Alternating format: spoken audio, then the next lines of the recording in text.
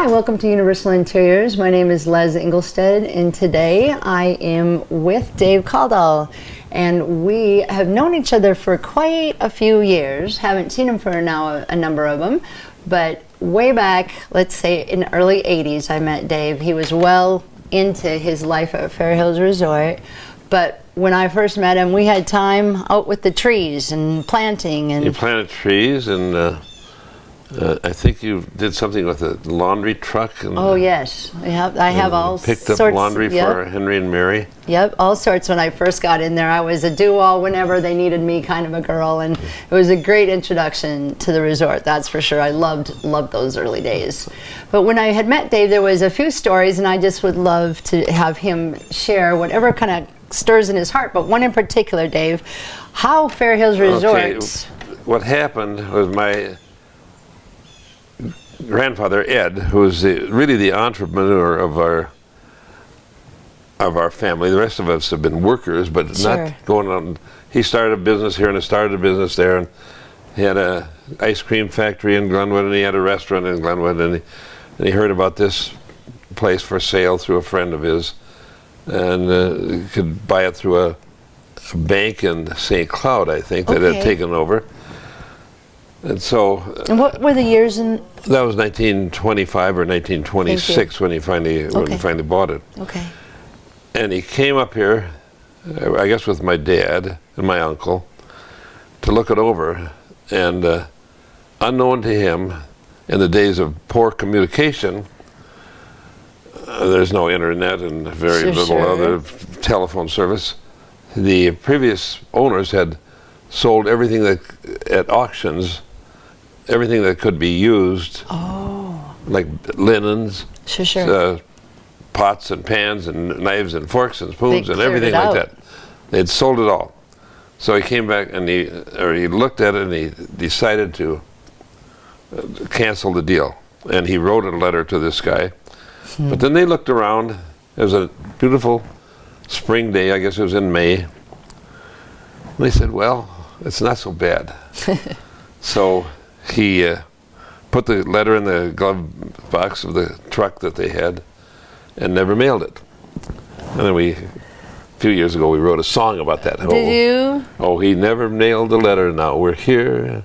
He'll never mail the letter, now we're here. So that was the start of Fair Hills. And my grandfather Ed came up and made ice cream here, because he was an ice cream maker.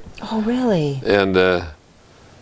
And he was sort of the front guy that would go out fishing with people, things like that. And he organized bait casting contests with hookless plugs, cast out into an inner tube.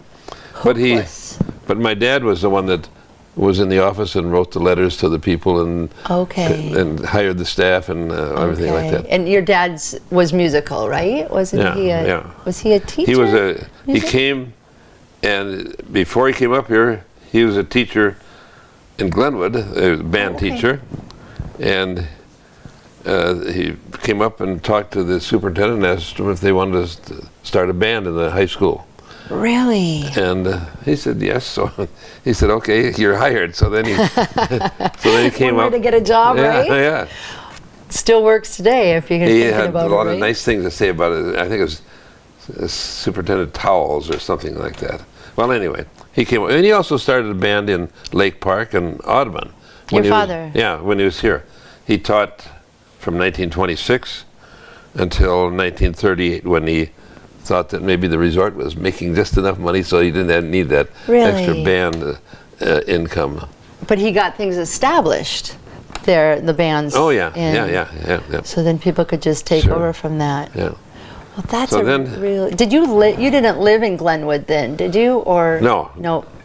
You began your whole life up here. Yep. So then I wasn't born then, so nor was my sister. So they came up here, and we started living in Detroit Lakes, and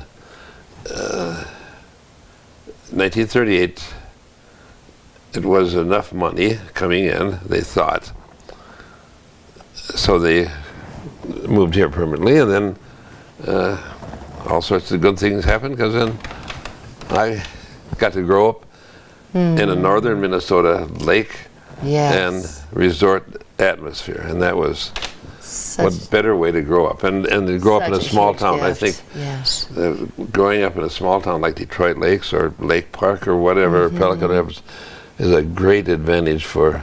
Most definitely. I see that now. I have Jace just graduated from high school in Detroit Lakes, and I couldn't have pictured a better, town. I mean, we lived in a resort area for a number of years in Colorado, but there's something about a Midwest on the lake. Oh, like you said, what a better way for a kid. The kid can be in the band and be in the choir and go out for football and go out for basketball and track they had in the springs.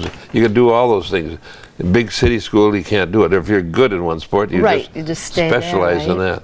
Right. I think, one of the things I remember with a number of people I met working at the resort was a young man, Dan Lee, and a whole long time ago, but he had told me, I think he was probably still in high school when he worked in the dining room with me, but he had said they celebrate if you're in the band or if you're in a play, you're not wanting to be an actor, or if you are the football person or debate club. I mean, it just that's what's so sweet about that community and that high school. And they still do. I para now at the school there, and I am so encouraged by how they really do celebrate different groups. Speaking of Dan Lee, he brought out a sousaphone from the school because he could play it. Oh, help me. Sousaphone is? It's just like a tuba, big tuba. Except for a marching band, it's got a big bell when you're marching forward. Okay. Big. It's big and heavy. Well, I played it today in the parade, but I didn't. I didn't play it very well. It weighs 40 pounds, so I just Barb drives the golf car, and I sit there and blow away.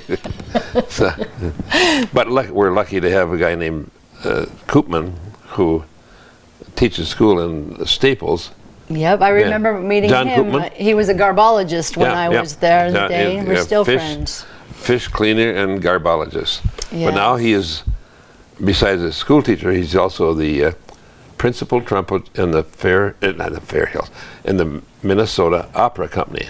Okay. And he brought along a buddy of his today. Oh, how nice. So they played. Brought a little class. Yeah.